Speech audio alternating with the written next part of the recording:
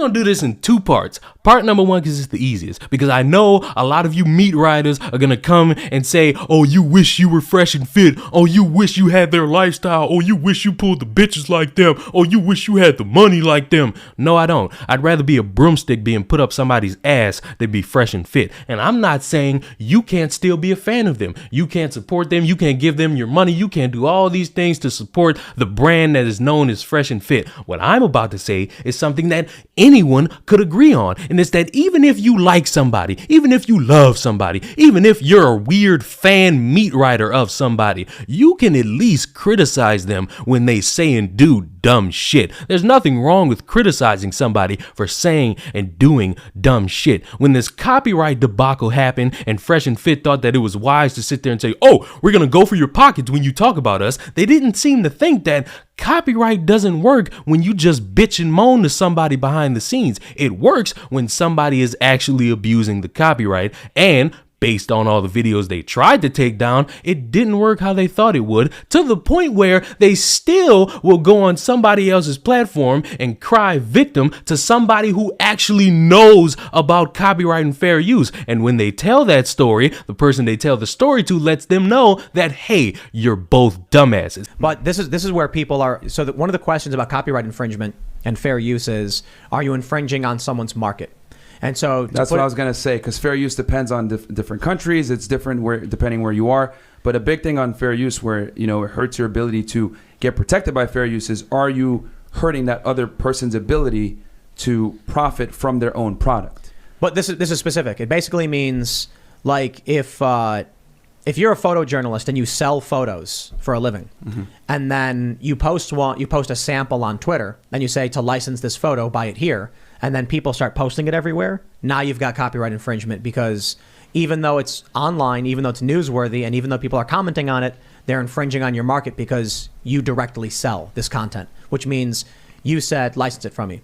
If you guys do a publicly available show and people post it and comment on it, you got no case. You can't DMCA it. And this recent controversy of them claiming to hate or not date black women. Like dating app called Black. Oh, it's funny. I never used that one, bro. But hey, man.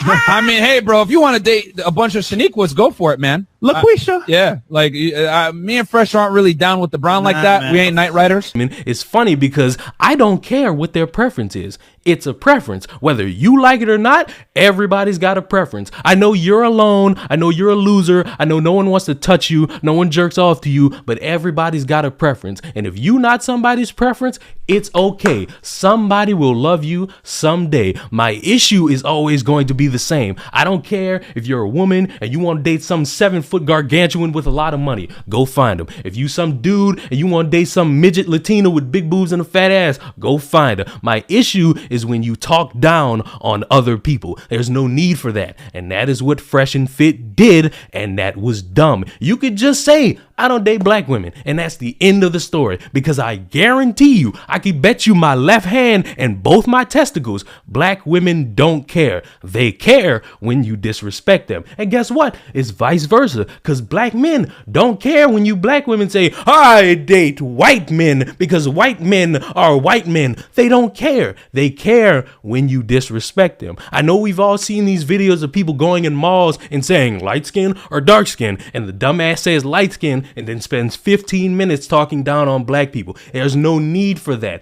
Just say your preference and move on. And for everybody that gets offended by preferences, guess what? You not the cream of the crop, and not everybody's supposed to like you. Boo the fuck who. Part 2 is for all you Captain Save-A-Hoes, the ones that see somebody saying something online and then say, I must speak up and be the hero for all these people, because nobody wants to hear from you either, because you don't help the situation. You make it worse for all the people you claim to save. Point in being, this Timbuktu looking bastard, because he got on live with Fresh and Fit and he tried to sound like this intellectual who's here for the black women, who's here for the black people, but as he keeps talking, he sounds like an utter dumbass. It's clear that these two brothers, they just love them some cracker women.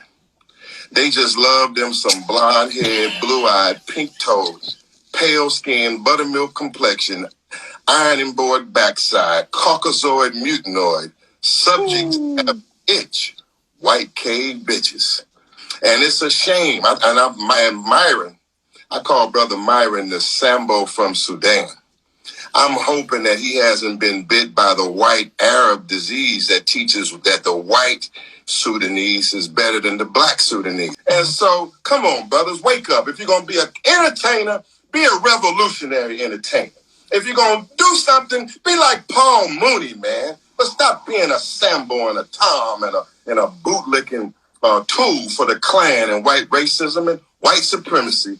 And that's what I'm like. When are you going to stop, brother? Because if you don't stop, the new Black Panther Party is going to have to stop you. Black power. And my issue with him mainly and specifically is how he's talking down on white women and trying to prop up black women.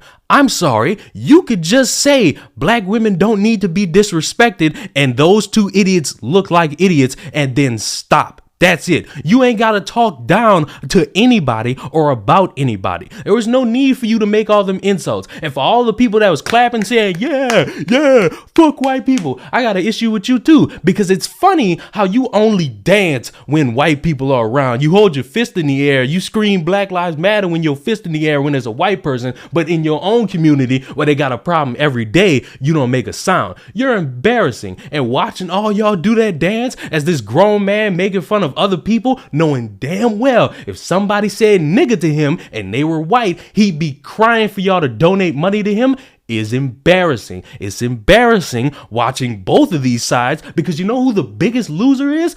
Black women, because on one side, you got two dudes disrespecting them, and on the other side, you got somebody talking down on others, trying to make them mad, getting them to hate black women more, and trying to prop up black women on this pedestal. And I'm not saying they're not supposed to be on a pedestal. I believe everybody can be if you want to meet right them. But if you're going to talk down on people, you're going to lose them in the future. Because I'm certain this bastard has gone around crying for help about something, expecting people to come out the woodwork to help him. And you talking down on a group of people is not helpful. It's not wise because I know in your thin-skinned ass mind, if somebody was to talk down on you, you'd be crying on social media begging people to help you. And that's embarrassing. And because I'm such a petty little bastard, I'm gonna end the video like this. To all the meat writers, whether you a fresh and fit meat writer or a Timbuktu Billy Boo meat writer, I want you to know something. You commenting saying how I'm a pick me or how I'm jealous or how I'm bitter is not helpful to the conversation. Just admit whoever side you on both said some dumb shit that's not helpful and go about your day. Being mad at me because I got bigger balls than you will never help the situation. It'll never help your low self-esteem, and I honestly hope at some point you stop propping up people who do not know you and don't care about you and prop yourself up. Maybe you could get a woman to love you at that point. Maybe you can get a man to love you if that's your type of thing. Maybe anybody would care about you if you'd stop meat riding and begging for people to see you and instead open your damn ears instead of opening your damn mouth and sucking whoever says something you like. Subscribe to the channel. I'll see y'all in the next one. Goodbye.